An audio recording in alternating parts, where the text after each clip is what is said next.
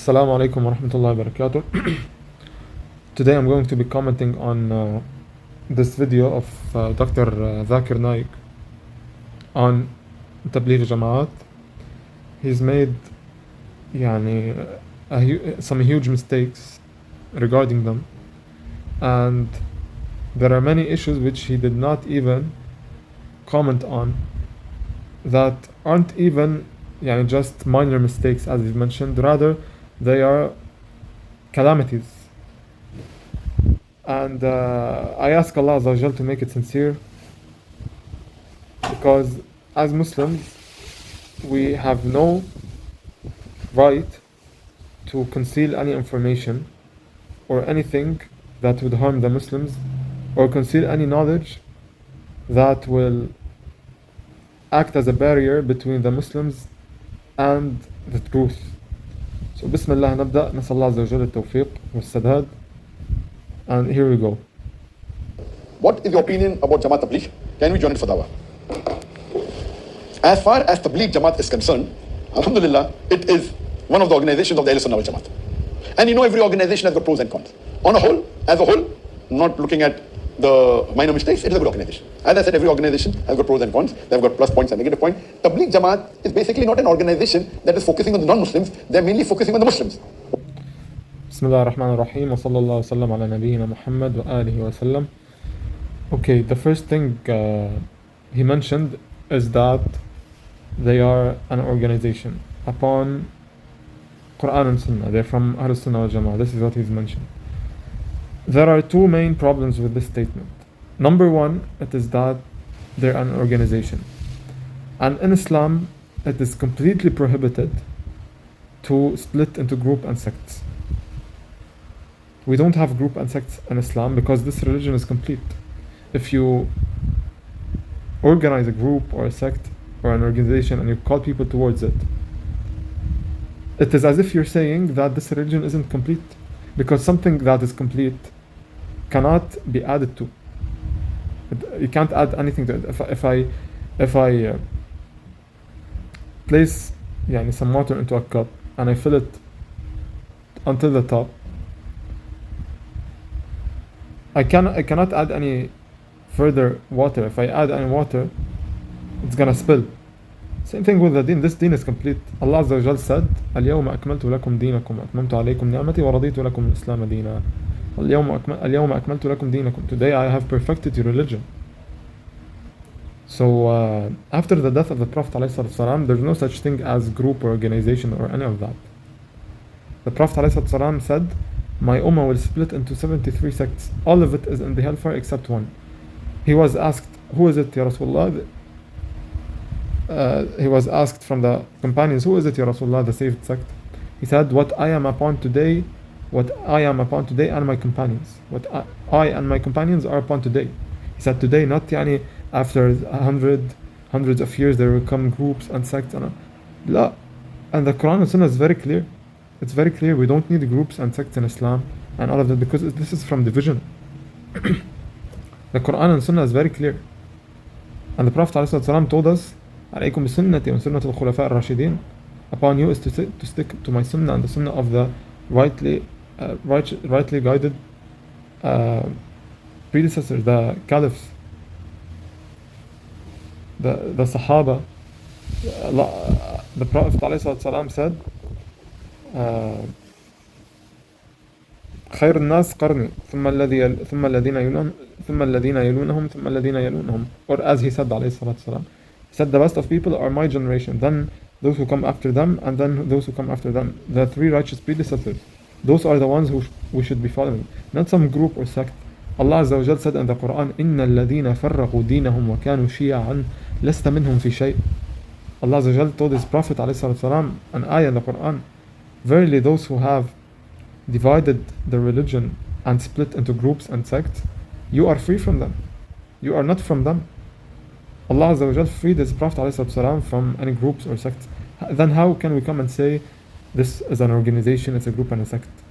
And by the way, this group, Tablighi Jamaat, it was founded by a founder called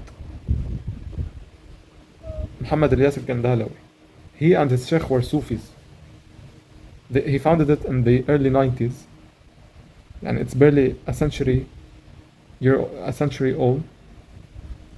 Even if it's older than that, nobody can do that. And he and his sheikh were Sufis. Is it possible that someone was a Sufi is upon the Sunnah? La wallah. The second thing, this is number one. There's no sects and groups in Islam. And if someone makes a group and a sect in Islam, they're upon falsehood. This is in opposition to the Sunnah. Number two, he said that they're from Ahl Sunnah wal Jama'ah. And this is completely untrue. Because the one, Muhammad Ilyas, who founded it back in the early 90s, he was upon Sufism, he and his sheikh. In fact, their pledge of allegiance is upon four Sufi ways. Search it up. Al-Qadiriyya, Al-Naqshbandiyya, Al-Sahrawardiyya, or something like that. And another way which I forgot its name. Because there are literally more than 1,000 Sufi way. They're upon deviance and misguidance. They're misguiding the Muslims. They literally tell you can go and call other than Allah. They literally go and worship graves. This is Ahl Sunnah wal Jama'ah. A'udhu billah. This is completely false. So, and it's completely, utterly rejected. Yani. That's number two. And what is Ahl Sunnah wal Jama'ah? What is Ahl Sunnah wal Jama'ah? Ahl Sunnah wal Jama'ah are those who follow the Prophet ﷺ and his companions and their methodology, and they do not split into groups and sects. Al-Jama'ah, what is Al-Jama'ah? Jama'ah is from Al-Ijtima', from uniting. And making groups and sects in Islam is the exact opposite of that. You're dividing the Muslims. So it's completely prohibited. So those two things he said are very dangerous because they're very untrue. So a third thing, he said they have minor mistakes. Being a Sufi is not a minor mistake. Making a group and sect in Islam with with corrupt aqidah and deviant aqidah is not a minor mistake, yeah, Dr. Zakir. It's a major mistake in Islam, and it could lead a person straight to hellfire. Especially upon Sufism. Sufis they literally have major shirk, which takes a person out of the fold of Islam. This is a minor mistake. I'm not saying all the members of this Jama'ah, of this group, they have this ideology, but it was founded upon this, and they make mubayah.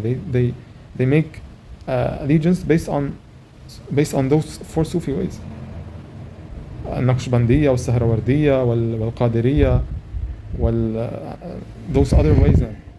So it's not just a minor mistake as you're mentioning. What they're doing is not tabligh. Tabligh mainly means dawah, giving the message to the non-Muslim. What they actually do is Islah. Islam means to improve, to repair, to correct. And they're doing an excellent job. And they make sharabi kababi into namasi. They go door to door, they keep on knocking, and they see to it, they tell the Muslims, why don't you come to the mosque? Why don't you offer salah? Why don't you fast? So, as far as Islam is concerned, they are doing an excellent job. And it is one of the largest Muslim organizations in the world. They are not so much for media, but yet the network is very good. Even though they are not so much involved in media, but the network is good, and the conferences they have, the gathering they have is in large number. It's in thousands, tens of thousands, hundreds of thousands, even millions. They're very good. One of the major drawbacks, as far as I'm concerned, is that they give importance. Okay, point number two, there are also two issues over here. Issue number one, he mentioned that they're doing islah, meaning rectifying people and all of that. وكذا. Now, a caller to Allah, he does not restrict his da'wah in one or two things. لا. He should call to the main thing he should call to is tawheed, to worship Allah only, and to tell people that there's none worthy of worship in truth except Allah, and to warn people from innovations and misguidance and dividing and division. Are they calling to this? Is this their main focus? I know them, and I have many relatives who are in this da'wah, and I know how they operate. They go from home to home, as he said, they knock on the doors, come to the masjid, do this, but they never even warn against innovations, or talk about tawheed, or warn against shirk, warn against grave worshipping, warn against calling other than Allah. If you talk about tawheed within them, they will flee from you, and this is something that has been experienced. So this isn't the main thing in their da'wah, and any da'wah that is not based upon tawheed, upon the names and attributes of Allah, upon aqidah, upon correct aqidah, upon correct manhaj, correct methodology, then it is a da'wah that is a failure. So they're basically just calling people to their group, to their sect. Come and give da'wah with us. And how can you give da'wah aslan if you do not have knowledge? To give da'wah, you need to have knowledge. If you speak without knowledge, this is one of the major sins in Islam. Someone who's barely even joined them and barely started praying, he does not know even the basics of Islam. They tell him, let's go give da'wah. Da'wah to what? This poor person himself, he needs da'wah. And most of the Islam members, they're ignorant in the deen. And I've seen this with my own eyes. They talk about, they mention fabrications and the lies and fabricated hadith, and they do not even check whether the hadith or the narration is correct or false. And this is very dangerous. The Prophet ﷺ said, "Man kataba alayya muta'ammidan falyatabawwa maq'adahu min an-nar." The one who blatantly lies against me, then let him take his place in the hellfire. It's a dangerous thing. And if you talk about the deen of Allah without knowledge and without actually clarifying whether it's true or not, it's a very dangerous thing. You're spreading falsehood and misguidance. So any da'wah that's not based on tawheed, on sunnah, on warning against innovation, then it's not a correct da'wah, it's falsehood. And number two, the thing that he mentioned is that they are many and they are millions and the biggest organization in the world. Numbers don't mean anything, ya Dr. Zakir. Numbers do not mean anything whatsoever. If numbers meant anything, it means that Nuh alayhi salam, his da'wah was false. Hasha wa kalla.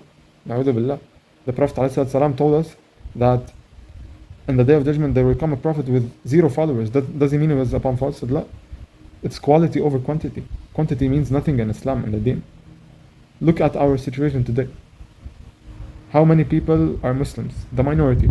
How many of those Muslims follow the Sunnah? In opposition to following innovations and all of that.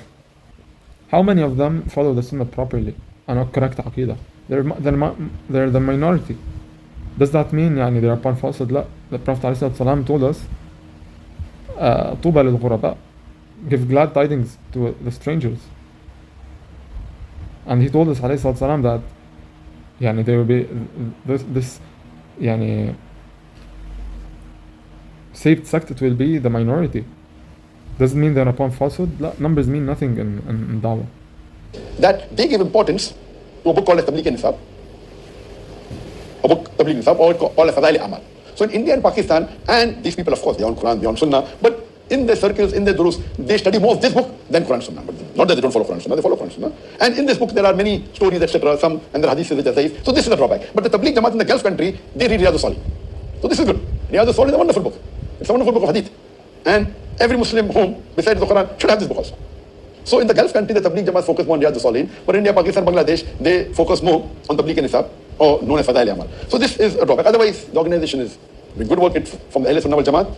And I'm aware that one of the Gulf countries has called them, and called them as an organization involved in terrorism. And that time I agree with my worry that by no way is the Tablighi Jamaat involved in terrorism. There may be 1 or 2 members who have done something wrong, so you cannot blame the organization because of 1 or 2 members. So as a whole, Tablighi Jamaat is from the Ahl Sunnah wal Jamaat. And as a whole, they are doing good work, mashallah. And regarding your question, that can we join for dawah? As I said, the Tablighi Jamaat is more involved in Islam, not in dawah. Though there are certain people, for example, Maulana Khalid Siddiqui, he's a Tablighi from Tablighi Jamaat, and he's very well versed in dawah among the Muslims. He's from India. But basically, Tablighi Jamaat is more for Islam, not for dawah. Okay, so another thing you mentioned, those 2 books, Tablighi Nisab and Hayat Sahaba. Those books, the author of them is Muhammad Ilyas, the founder of the group. And they're literally full of fabrications and lies. They are full of false narrations and deviant aqidah and so many of those things which people read and they do not even pay attention to. And he has placed for his followers literally something he has created. And he claims falsely that the Prophet ﷺ came to him in a dream and told him to do all this, and subhanallah, how much more deviance do you want? So he tells them, you need to go 3 days or 40 days or all of that. Where did you get this from? Where did you get? Da'wah is a very good thing, but you do not get to restrict it within your own boundaries and your own methodologies and all of that.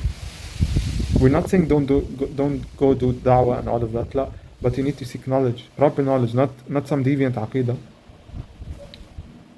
He mentioned Riyadh Salihin. Riyadh Salihin obviously has a great book. It's the book of Imam Nawawi rahimahullah, book of Ahadith. And no two people argue that it's a very good book. But you need a good explanation of it. Because you cannot read a book of Hadith and just come up with your own conclusions. And the explanations which they read, and I've seen this as well, is for members of the Tablighi Jamaat who also have deviant aqidas. So it's as if they've done nothing. So they only read those 3 books and they do not learn aqidah, they do not speak on bid'ah, they do not warn against innovations or shirk or any of that. But this is the main part of da'wah, main part of Islam. If you do not warn against those things, what is your da'wah upon them? Many people claim, okay, they remove people from the sinning life and all of that, and I was lost and they guided me, and all. Guided you to what, akhi? Okay, you started praying, but you do not know the difference between sunnah and bid'ah or tawheed and shirk. What will your prayers benefit you? If a person dies upon shirk, then he can pray all he wants, it will not benefit him, and do all good deeds he wants, it will not benefit him. And bid'ah is even worse than sin, because the sinful person knows that he's sinful. As for the person of innovation, the innovator, he does not know that he's doing an innovation. He sees it as something that is good, and it only draws you further from Allah Azza wa Jal. The Prophet ﷺ said, every innovation is every innovation is misguidance, and every misguidance is in the hellfire. It's a dangerous thing. It's not something to mess around with. So yes, and there's another video also in which he was commenting on the ban of this Jama'ah from Saudi, and I'll play it right now because I also have a few things to comment on. On the ban of Tablighi Jamaat in Saudi Arabia. I did read the article which came in the newspapers a few months ago that the government of Saudi Arabia has banned Tablighi Jamaat, and the person has asked the question, what are my views? Regarding the ban of Saudi Arabia on Tablighi Jamaat, I feel it is a big mistake. Maybe someone has wrongly advised the Saudi government, because of which they may have put this ban. According to me, alhamdulillah, Tablighi Jamaat is a very good organization. It's one of the largest Muslim organizations in the world. And we analyze that, mashallah, they do good work. They go door to door and they invite the Muslims for good deeds, like offering salah, fasting, etc. They have done a lot of benefit for the spread of the deen. There may be certain difference of opinion, different of fiqh issues, and these are minor differences, which should not be a cause for someone to have animosity. These minor differences are there. Otherwise, as a whole, the Tablighi Jamaat belongs to the Ahl-Sunnah wal Jamaat, and I totally disagree with this ban of Saudi Arabia on this Tablighi Jamaat. Maybe, I believe somebody has misinformed them or may have given some wrong information about Tablighi Jamaat. I remember in my college days, I've been with Tablighi Jamaat a few times. I even remember twice or thrice on 3 occasions. I went for 3 days for the 3-day Ijtima, and they do invite people to Islam and Quran and Hadith. Yes, there may be some of the groups may not agree with the methodology, with these are minor issues, or with issues of fiqh. This should not create a fitna amongst the Muslims. There should be no division because of these. So as far as my opinion is concerned, Tablighi Jamaat, mashallah, is doing good, and there's no reason that it should be banned by Saudi. Okay, again, he's mentioned the numbers, they're the largest group and all of that. I've already mentioned that numbers do not hold any relevance, because the kuffar are the majority on earth. Does it mean they are upon correct aqidah? The Sufis are more than Ahl Sunnah. Does it mean they're upon truth? They're upon the truth? La. And he's also mentioned that, again, that minor differences of fiqh and differences of opinion. Yeah, Dr. Zakir, it's not a minor difference whatsoever. You already know that their founders were upon Sufism, and that their followers do not warn against innovations, and they do not call to Tawheed. They do not try to read Kitab al-Tawheed in front of them. They will flee from you like a deer from a lion. They do not talk on that. So it's not just a minor difference, as you said, or a difference in fiqh. Not that whatsoever. And lastly, he said this should not create a fitna within the Muslims, and it should not be a cause for division and all of that. This itself, making groups and sects, this itself is fitna and it's division. Allah Azza wa Jal said, Allah Azza wa Jal said, إِنَّ الَّذِينَ فَرَّقُوا دِينَهُمْ وَكَانُوا شِيَعًا لَسْتَ مِنْهُمْ فِي شَيْءٍ. Indeed, verily, those who have divided this religion and split into groups and sects. Allah Azza wa Jal mentioned this in the Quran, that the cause of division is splitting into groups and sects. How then will you come and say that we should not divide the ummah and this should not be a fitna and all of that? This itself is division, and this itself is fitna. We cannot create groups and sects with all different deviant aqidah, and then we say that we should not warn against one another because it will cause division. Warning against itself, warning against deviance itself is a cause for unity, because unity only is upon the truth. Not everyone comes with his own group or sect, and then we claim that the cause for unity is that we all unite. La, we cannot unite upon falsehood. We only unite upon truth, upon Quran and Sunnah, with the understanding of the three righteous predecessors. This is the real unity. This is what the Prophet ﷺ commanded us with. So you cannot overshadow all those points and then claim that it's just a minor conflict and all of that. It's not a minor conflict whatsoever, and you already know. You know that. I'm very sure of that. نعم. I ask Allah Azza wa Jalla to rectify our affairs, ونسأل الله التوفيق السداد والعافية. والسلام عليكم ورحمة الله. Lastly, inshallah, I advise my brothers and sisters to learn Aqidah. You want to get closer to Allah, learn Aqidah. Learn the Sunnah. Learn what Bid'ah is, what the types of shirk, minor shirk, major shirk, to stay away from them and to warn people from them and to get closer from Allah. The more Tawheed you have, the more you learn it. Tawheed is not something you learn within 5 minutes, like many ignorant say that. It's a lifetime. The Prophet ﷺ spent his whole life, salawatu Rabbi wa salamu alayhi, his whole life calling to it. Is it something you're going to learn in 10 minutes? La, this is utter nonsense. This is impossible. Tawheed is something you learn your entire life and you stick to your entire life. So barakallahu feekum. Learn Tawheed and learn Sunnah from the correct scholars, Ibn Uthaymeen, Ibn Baz, Al-Fawzan, Al-Albani, and Sheikh Abdul Razak Al-Badr, Sheikh Sulaiman Al-Ruhaili, and other scholars from the Sunnah. Learn the deen from them. If you're in the English speaking world, you cannot yet speak Arabic, there is a channel, very good channel, Jazahumullah Khair, it's called Scholarly Subtitles. It translates the works of the scholars. There are many English YouTube channels, Al-Madrasat Al-Umariyya, AMAU, Academy, Abdul Rahman Hassan and Tim Humble. They're very good, barakallahu fihim. There is our brother Abu Mus'ab Wajdi Akkari. He has a playlist on Al-Aqidah Al-Wasitiyya and he has tafsir classes. There's our brother Abdul Aziz Haqqan, Jazahullah Khair, very good channel as well. There's our brother Faris Al-Hammadi. There's our brother Abu Ibrahim Husnain, many good YouTube channels which teach you correct Aqidah and Manhaj and the Sunnah.